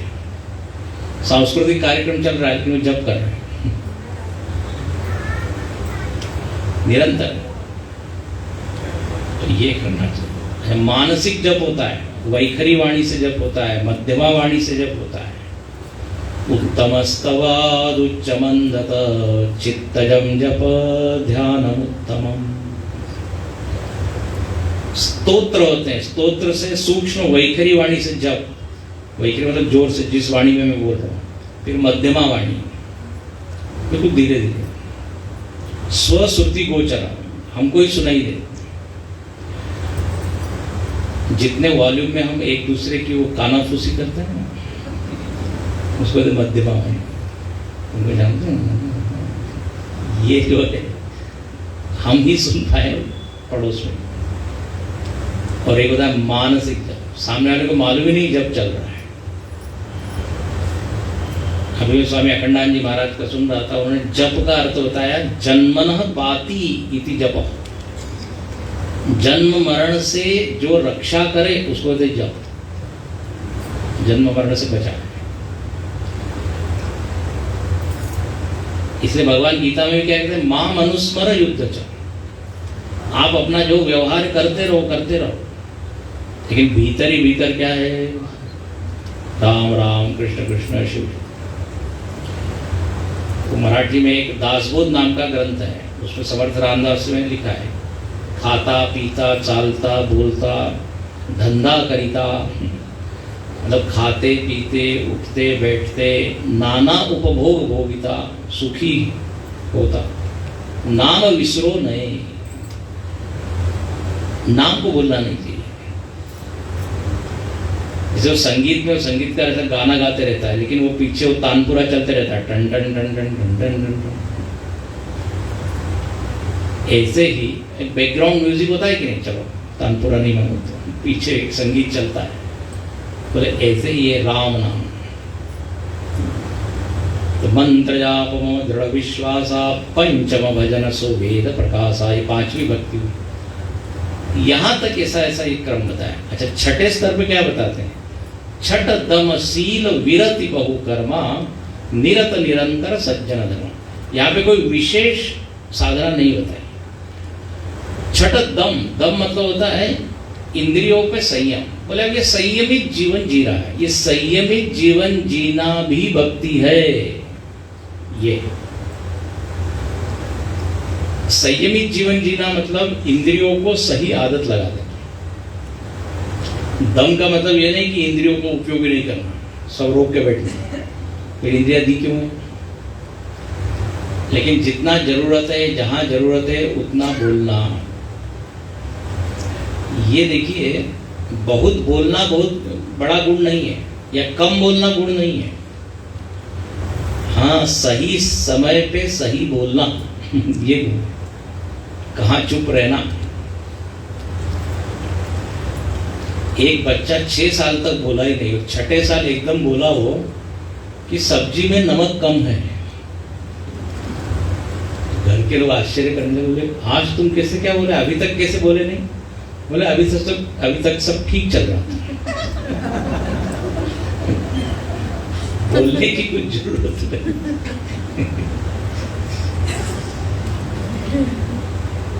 अखंडानंद जी महाराज बोलते हैं, जितने ही पशु पक्षी बोलते हैं ना उतना बोलना चाहिए। जब बिल्कुल जरूरत पड़े तभी वो बोलते, नहीं तो अपने चुपचाप। हजारों गायें आप क्या है चल रही, हजारों पक्षी पेड़ पे बैठते रात भर, कुछ नहीं। और मनुष्य नाम की जाति का जो प्राणी है, 2 मिल जाए तो फिर तो यहां पर लिखते हैं कि छठ दम, एक एक इंद्रियों के व्यवहार को हम सजाएं। भद्रम करने विश्रुयाम देवा भद्रम पश्ये, भद्र देखे भद्र सुने। बस ये भक्त में अपना ही आप आ जाता है। छठ दम। शील, शील मतलब होता है चित्त की कोमलता। शील मतलब कोई विशेष गुण नहीं है, सर्वसामान्य उसके भीतर एक ऐसा भाव रहता है कि मेरे बोलने से, मेरे आचरण से सामने वाले को आघात तो नहीं होगा, इसलिए वो संभाल के बोलता है या संभाल के वर्तन करता है। इसको कहते हैं शील।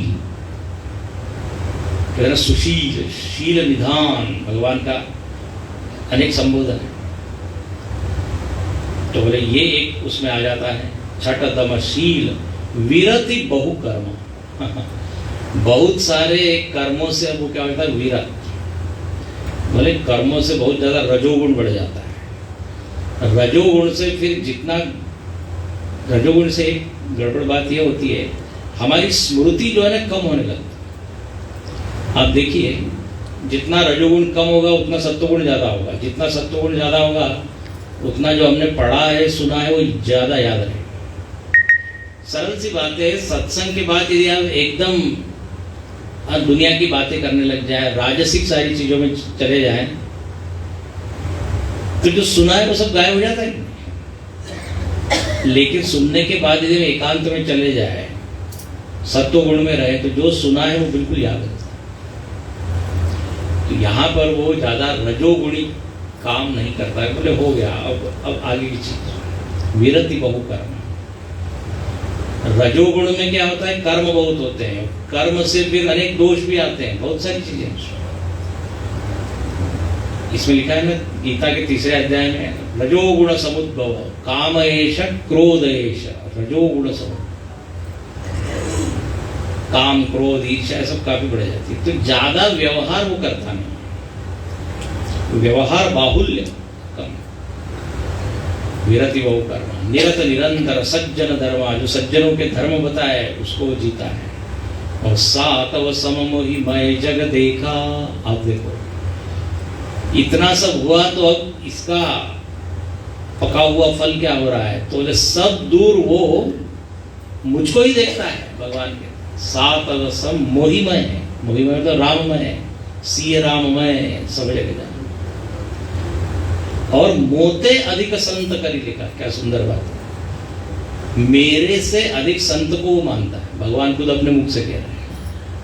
देखो ये क्यों लिखा है यहाँ कि संत को भगवान से ऊंचा स्थान। तो देखो ऐसा है, गुरुजी ने बड़ा अच्छी इसकी व्याख्या की, बहुत सुंदर। बोले आप कहीं यात्रा कर रहे हो और यात्रा करते करते आपकी गाड़ी में कुछ बिगाड़ आ गया और किसी व्यक्ति ने आके आपको सहायता की, मदद की, आपके घर तक पहुंचाया,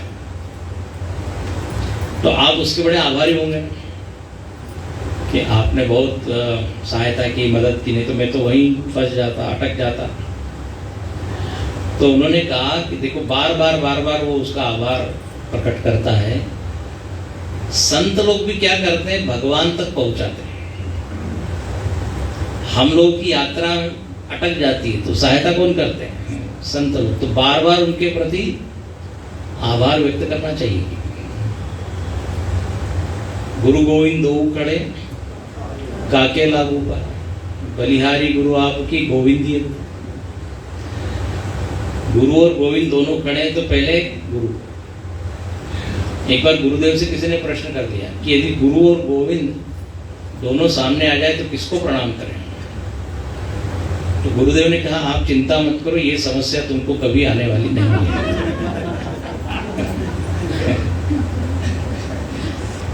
बेचारा सब पका गया।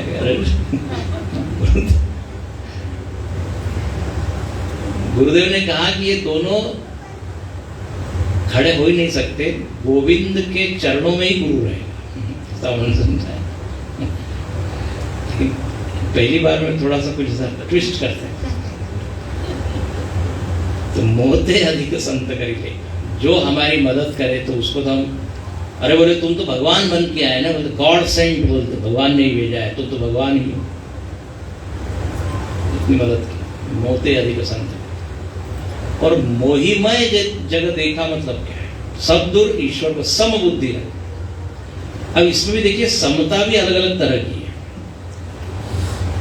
एक तो सबसे ऊंची समता मतलब सब में चैतन्य देखना, ईश्वरमय देखना मतलब ईश्वर तो चैतन्य है, चैतन्य रूप। गीता में उपनिषदों में जो कहा वो क्या हो गया, चैतन्य की दृष्टि से। और दूसरी समता मतलब सुख दुख संयोग वियोग सब में भगवान का हस्तक्षेप है, भगवान की कृपा को देखना, ये दूसरा है। वो एक भजन गाते हैं ना, जिस हाल में क्या, जिस रोग में जिस भोग में रहे, जिस हाल में जिस देश में, राधा रमण राधा रमण। तो जिस देश में जिस वेश में निरंतर उसकी एक समबुद्धि बनी है कि भगवान हमारे साथ। तो हर परिस्थिति में विषम परिस्थिति में सम जो परमात्मा की कृपा है उसको देखें। फिर एक होता है धर्म की दृष्टि से सम, निष्पक्ष होना, व्यवहार में निष्पक्ष होना, ये भी समता है। जैसे न्यायाधीश जो है ना वो सम होता है यदि वो ईमानदार है तो। मतलब जिसको जो दंड देना, जिसके ऊपर जो कृपा करना, वो बिना किसी पक्षपात के करता है, तो ये भी क्या है, समभाव। तो ऐसे अलग अलग अलग है। यहां पर तो भक्ति की दृष्टि से कहा मोहिमय मैं ही है, ऐसा वो देखता है। और आठव जथा लाभ संतोषा सपने नहीं देखई पर दोषा। आठवीं भक्ति क्या है, बोले बस मस्त है। यदृच्छा लाभ संतुष्ट, मन लागो मेरो यार फकीरी में, जो सुख पाओ राम भजन में, सो सुख नाही अमीरी में। संस्कृत में संतोष की परिभाषा दी। संतोष मतलब अलम प्रत्यय, अलम प्रत्यय। अलम मतलब संस्कृत में मतलब बस, अंग्रेजी में कहते हैं इनफ, बहुत बहुत, जितना दिया है वो जरूरत से ज्यादा है, ये भाव होना। ये बड़ा कठिन होता है, नहीं तो असंतुष्ट भी हम लोग बने रहते हैं। अच्छा, आजकल बाहर समाज में उल्टा ही बोलते हैं, बोले असंतोष के बिना प्रगति नहीं हो, ऐसा बोलते हैं ना। तो मतलब जितने असंतुष्ट लोग हैं वो प्रगति करना है उसका भाव ऐसा नहीं है, थोड़ा अलग है। देखो, प्रगति, उन्नति, विकास असंतोष से नहीं होता, उद्यम से होता है, ईमानदारी से प्रयत्न करने से होता है। तो यहां पर वो संतुष्ट है। गीता में आता है यदृच्छा लाभ संतुष्ट द्वंद्वातीतो विमत्सर। संतोष से बड़ा कोई धन नहीं। आप देखिए, बाहर कितना ही धन हो, जब आवे संतोष धन सब धन दूरी, सबका अनुभव है। नहीं तो इतने बड़े खजाने पे बैठा है, फिर भी उसको अभी ये कमी है, अभी वो कमी। एक व्यक्ति वाला इतना पैसा कि 7 पीढ़ी खा सके, फिर भी चिंता। फिर क्या बात है भाई, चिंता क्या है? तो 8वीं पीढ़ी क्या बताए, ऐसे व्यक्ति को संतोष करो। अच्छा, संतोष एक ऐसी चीज है, ये बिल्कुल व्यक्तिगत है। किसको किससे संतोष होगा ये सब बताया नहीं जा सकता, लेकिन ये तो अपने ऊपर है।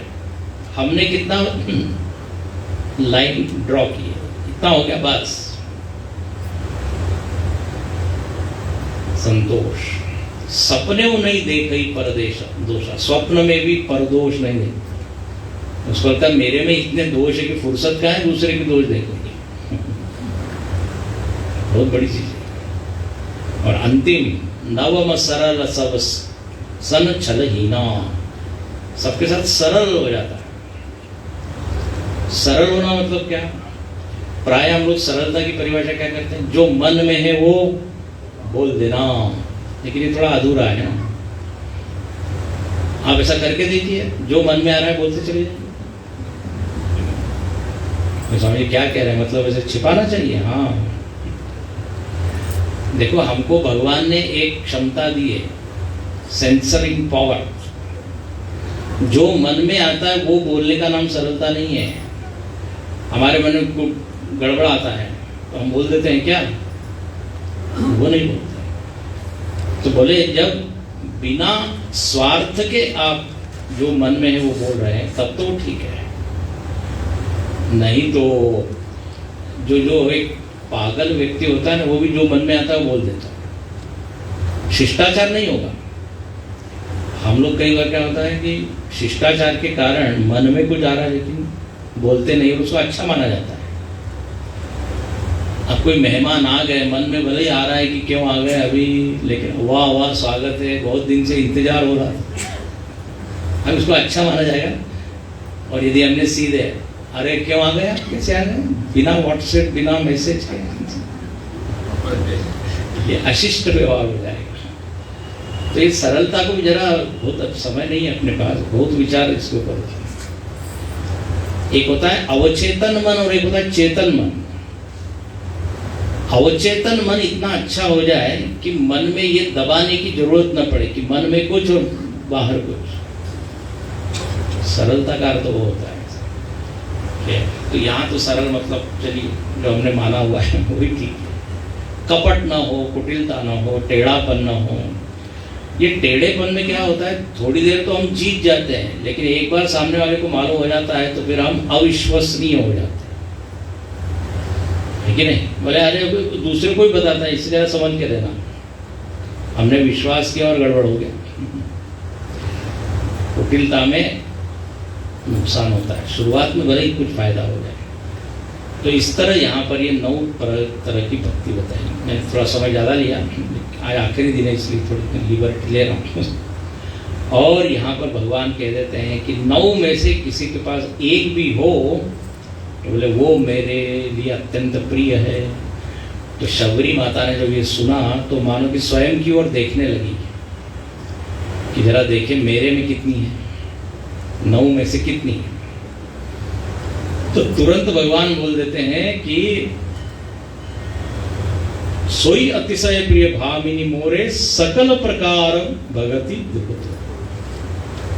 आपके पास तो 9 में से 9, 100% नंबर आपको मिलते हैं। आपके पास सब कुछ है और सही में सब कुछ है। अब यदि हम लोग यदि देखना चाहें तो टिक कर दीजिए किसके ऊपर, हम ये है, अपना ही क्या करें, परीक्षा करें अपनी। और यहाँ पर संत लोग तो बोलते हैं कि यदि आपको ये सारी की सारी चाहिए तो पहली वाली भक्ति को पकड़ के रखो, अपने आप आगे की आ जाएगी। बस पहली वाली कौन सी थी? सत्संग, प्रथम भगति संग। वो धीरे धीरे वो सत्संग ही ले जाएगा ऊपर। इस तरह यहाँ पे बोलती है। और अंत में कहते हैं मम दर्शन फल परमानुपा जीव पाव निज सहज। बोले मेरे दर्शन का फल ये है कि आपको आत्मदर्शन हो जाएगा। देखो कैसा सुंदर है। भगवत दर्शन का फल आत्मदर्शन, आत्मज्ञान। क्योंकि जिसको मैं देख रहा हूं वो कौन है? आत्मा। तो भगवान जो है वो अपना ज्ञान करा देते हैं। तो शबरी को देखो भक्ति तो थी ही, ज्ञान भी करा दिया क्योंकि भगवान ने खुद दर्शन दिया। अब कहते हैं बहुत गदगद शबरी हो गई, भाव विभोर हो गई, बार बार प्रणाम करती है। अब भगवान एकदम कहते हैं कि अब मुझको आगे जाना है, तो अब आगे मैं कहाँ जाऊं, आप रास्ता बताइए। शबरी मुस्कुराती है, अरे सबको आप रास्ता बताने वाले हमसे पूछ रहे हैं, लेकिन अब आप पूछ रहे हैं तो चलो आप नाटक करें तो हम भी नाटक कर देते। तो पंपा सर ही जाओ रघुराई, आप जाइए किधर? पंपा सरोवर पे। देखो ये जो शबरीमला है ना, शबरीमला केरला में, उसके पास में पंपा नदी है, तो उसी का यहाँ पे संकेत किया है, पंपा सरोवर। वहां पे तुम जाओ और आगे, उसी के आगे कौन है? सुग्रीव, किष्किंधा का राज्य मिलेगा और वहां पे आपको आपकी मुलाकात होगी वानरों से और फिर वो आपकी सहायता करेंगे, ऐसा संकेत है। और शबरी क्या कहती है? भगवान कहते हैं हम जा रहे हैं। बोले रुकिए, अब आपको देखते देखते ही मैं अपने देह को विलीन करना चाहता हूं। और यहाँ लिखते हैं कही कथा सकल विलोकी हरि मुख हृदय पद पंकज धरे कजि जोग पावक देह हरि दीन बैठा नहीं फिरे नर विविध कर्म अधर्म बहुमत शोक प्रद सब त्याग विश्वास करि कर दास तुलसी राम पद अनुराग जातिहीन अग जन्म मही मुक्त करहि किनि हसिनाई महामंद मन सुख चरसी ऐसे प्रभु विसारि सियावर रामचंद्र की जय पवन सुत हनुमान की जय उमापति महादेव की जय बोलो हरि तज जोग पावक देह हरि। योगाग्नि में शबरी माता ने अपने देह को जला दिया भगवान को देखो। देखिए योगिनी भी थी, वो तपस्विनी भी थी, भक्त भी थी, योगी भी नहीं थी। भगवान ने क्या बोला था? भामिनी। ऐसी ये शबरी माता की मुक्ति हुई। और लिख देते हैं गोस्वामी जी कि शबरी जी वहां पहुंच गई जहां से फिर लौटना नहीं होता। यद गत्वा न निवर्तन्ते तद्धाम परमम्। और गोस्वामी जी सब खुद को ही कोसते हैं, कहते हैं देखो जातिहीन अग जन्म मही मुक्ति की नहीं असना। एकदम नीच जाति की ये पाप की जन्मभूमि ऐसी शबरी है, मतलब अधम योनि में जिनका जन्म हुआ, उनको मुक्ति मिल गई। भगवान ने उनको मुक्त कर दिया बिना भेदभाव के। तो बोले अरे महामंद मन, अपने ही मन को वो कहते हैं कि तू क्यों नहीं भगवान की भक्ति कर। महामंद मन सुख चहसी ऐसे प्रभु ही विसारी। गोस्वामी जी हमेशा अपने ही मन को उपदेश करते हैं। बोले जरा देखो वो यदि मुक्त हो सकती है तो भगवान तुम पर भी कृपा करेंगे। इसलिए भगवान को भुला के तुम चाहते हो सुख मिलेगा, ये मूढ़ता छोड़ो। जरा डांटते हैं। बस कहते हैं यहाँ पर ये प्रसंग पूरा हुआ। चले राम त्यागा वन सो अतुलित बल नर के। उसके बाद भगवान आगे चलते हैं।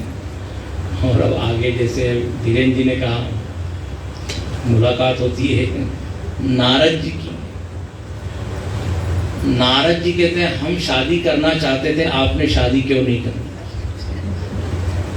हाँ, ऐसा यहाँ पर प्रसंग आता है। भगवान ने उसे उत्तर दिया है, संत के लक्षण सुनाए। बहुत ही अच्छा प्रसंग है। उसके ऊपर ये ज्ञान नहीं हो सकता। और वो तो नारद जी की स्तुति है। नारद जी को बात समझ में आ गई।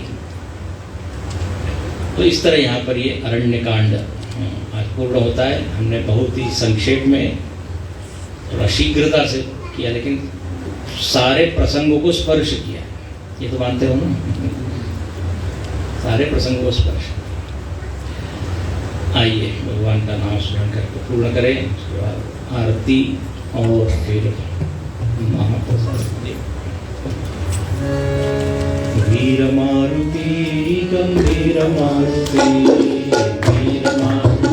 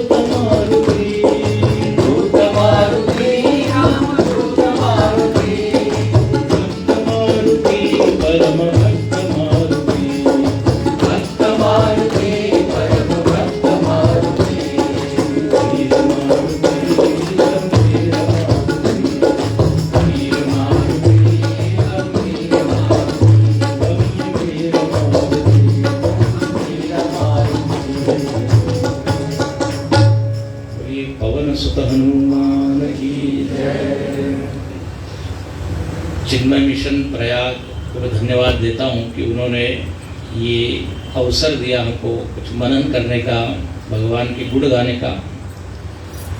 यदि ये अवसर नहीं होता तो ये 7 दिन हम दुनिया की ही चर्चा करते रहते। लेकिन इस सत्संग के निमित्त से चिंतन मनन भगवान की ओर वृत्ति उन्मुख हुई। इसलिए बहुत बहुत धन्यवाद। और आप इतनी संख्या में सब लोग यहाँ पधारे, आप सबका भी मैं आभार व्यक्त करता हूँ। आप सब लोग तो मानस के बड़े ज्ञाता हैं, क्योंकि उत्तर प्रदेश में, इधर उत्तर भारत में तो काफ़ी गहराई से इसका चिंतन होता है। हम लोगों ने तो यथामति यथा शक्ति थोड़ा सा स्पर्श करने का प्रयत्न किया। गलती हो गई हो तो उसको आप माफ कर दीजिए। अच्छा हो तो भगवान की कृपा समझ कर उसको स्वीकार किया, मीठा किया। बहुत बहुत धन्यवाद। उद्बोधन करा दूँ, धन्यवाद ज्ञापन क्या करा दूँ? धन्यवाद ज्ञापन करा क्या?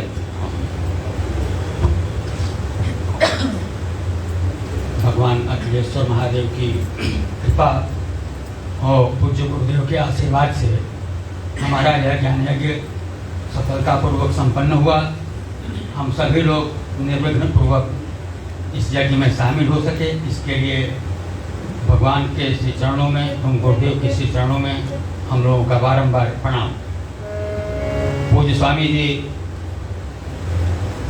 हमारे महासचिव श्री सुनील अग्रवाल जी के अनुरोध पे उन्होंने ही पूरे यज्ञ और शिविर की परिकल्पना बनाई थी, उनके निवेदन पे आए, इसलिए सुनील जी को भी धन्यवाद। आज की आरती भी पूर्णाहुति सत्र की हमारे सुनील अग्रवाल जी करेंगे, लेकिन उसके पहले हम सभी की ओर से परंपरागत रूप से जो है हमारे परिवार के अध्यक्ष सुनील जी 2 मिनट हमारे अध्यक्ष श्री आनंद अग्रवाल जी हम सबकी ओर से आभार ज्ञापन करेंगे। स्टैंड चाहिए, स्टैंड।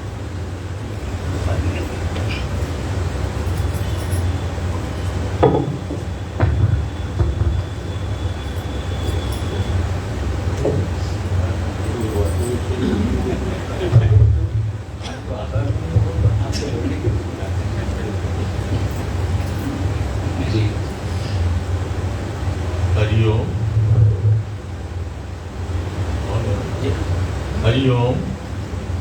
भगवान श्री अखिलेश्वर महादेव की असीम अनुकंपा से ये ज्ञान यज्ञ आज पूर्ण हुआ। तो सबसे पहले तो मैं स्वामी जी का चरण स्पर्श करके उनका आभार व्यक्त करना चाहता हूँ कि उन्होंने इतने सुंदर तरीके से अरण्यकांड को हम लोगों को समझाया। फिर आप जो हमारे बाहरी